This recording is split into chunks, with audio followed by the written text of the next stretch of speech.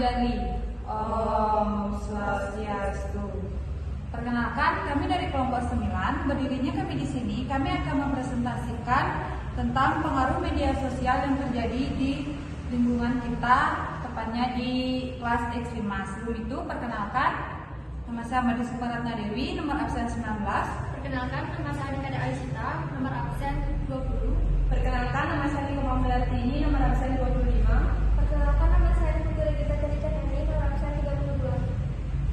Baik, saya akan membacakan apa sih itu sosial media. Sosial media merupakan suatu interaksi sosial antara individu dalam berbagai dan bertukar informasi. Media sosial dapat mencakup berbagai ide, pendapat, gagasan, dan konten dalam komunikasi virtual, mampu menghadirkan dan materialisirkan cara berkomunikasi baru dengan teknologi yang sama sekali berbeda dari media tradisional. Dampak positif. Yang pertama, memudahkan dalam memperoleh informasi. Remaja menjadi lebih mudah untuk memperoleh informasi dari internet karena adanya website. Selain itu, sosial media juga bisa digunakan sebagai lahan informasi untuk bidang pendidikan, kebudayaan, dan lain-lain. Yang kedua, memudahkan remaja untuk sharing atau berbagi. Dengan adanya media sosial, remaja mudah berbagi mengenai pengalaman hidupnya dan berbagi hal lainnya, yaitu dengan mempostingnya ke media sosial. Yang ketiga, remaja akan termotivasi untuk belajar mengembangkan diri melalui teman-teman yang mereka jumpai secara online.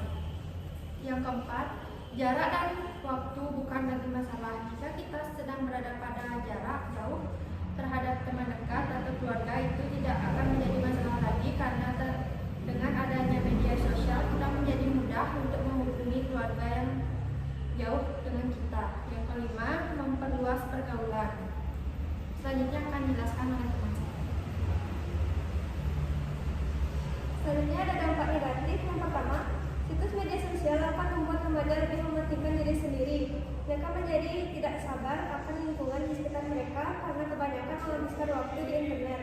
Hal ini dapat mengakibatkan menjadi kurang berempati di dunia nyata. Yang kedua, menjadikan seorang remaja menjadi malas belajar karena sering menggunakan media sosial untuk bermain game yang ada di situs tersebut. Yang ketiga, menyebabkan kurang sopan santunnya remaja saat ini. Dengan adanya media sosial, semakin banyak remaja yang menggunakan bahasa yang tidak sepantasnya. Dan bagi remaja yang masih polos, tentunya akan menganggap bahwa bahasa tersebut adalah bahasa modern anak zaman sekarang. Yang keempat, seorang yang menghabiskan waktunya di depan komputer akan jarang berolahraga, sehingga kecanduan aktivitas ini dapat menimbulkan kondisi fisik yang lemah, bahkan dapat mengakibatkan obesitas. Yang kelima, masalah privasi. Data pribadi kita bisa bocor di media sosial, entah itu karena kelalaian kita sendiri dalam menjaga data privasi, ataupun karena ulah orang lain yang berusaha membobol data pribadi kita dan disebarluaskan. Selanjutnya ada fungsi dan manfaat. Fungsi tersebut yakni sebagai sarana komunikasi, tempat usaha, tempat untuk berkreasi atau berkarya. Manfaatnya yaitu yang pertama, media sosial sebagai saluran komunikasi. Yang kedua, pembelajaran dan jejaring online. Yang ketiga, media sosial sebagai alat pemasaran. Yang keempat, membantu memperoleh pengetahuan yang lebih luas. Dan yang kelima, meningkatkan pembelajaran mandiri kepada siswa. Selanjutnya akan dijelaskan oleh teman saya. Selanjutnya yaitu ada deskripsi teori. Media adalah alat atau sarana yang digunakan untuk menyampaikan pesan dari komunikator kepada khalayak. Ada beberapa pakar psikologi memandang bahwa dalam komunikasi antar manusia, media yang paling dominan dalam berkomunikasi adalah panca indera manusia seperti mata dan telinga. Pesan-pesan yang diterima panca indera selanjutnya diproses dalam pikiran manusia untuk mengontrol dan menentukan sikapnya terhadap sesuatu sebelum dinyatakan dalam tindakan. Selanjutnya ada teknik pengumpulan data. Menurut cara memperolehnya, primer yaitu dengan cara yang didapatkan secara langsung dari subjek atau objek penelitian, misalkan berupa foto atau wawancara. Selanjutnya akan dijelaskan oleh teman saya. Selanjutnya yaitu lokasi penelitian. Lokasi penelitian yang kami lakukan yaitu di Sekolah SMA Negeri 1 Ubud yang beralamat di Jalan Sweta nomor 4 Ubud, Kecamatan Ubud, Kabupaten Gianyar, Bali 80571. Penelitian ini dilakukan tepatnya di kelas 15. Selanjutnya yaitu analisis. Yang telah kami dapatkan dari hasil penelitian yang kami lakukan, yaitu kami bisa mengetahui pendapat di setiap siswa bagaimana SMA Negeri 1 Ubud khususnya di kelas 15 mengenai pengaruh buruk maupun baiknya media sosial yang terjadi di kalangan remaja. Selanjutnya kesimpulannya yaitu media sosial atau disebut dengan jejaringan sosial menyita perhatian masyarakat khususnya remaja.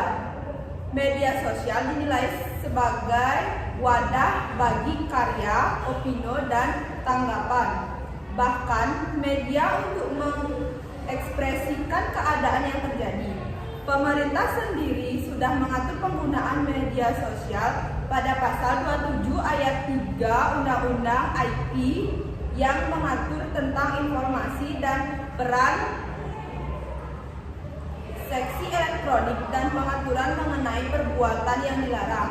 Namun, perilaku remaja masih sering bertentangan dengan undang-undang tersebut. Buktinya media sosial digunakan untuk remaja untuk menyebarkan gosip atau fitnah, mencemarkan nama baik orang, dan membuli orang lain. Dan sebagai berikut, remaja yang memiliki konsep diri yang rendah, tentu mereka memiliki ketidakpuasan terhadap dirinya.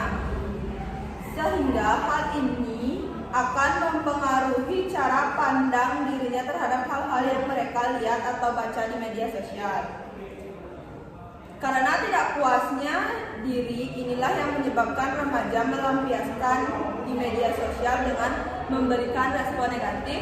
Sekian presentasi dari kami. Mohon maaf jika ada kesalahan kata maupun disengaja maupun tidak disengaja, kami tutup dengan kerabasan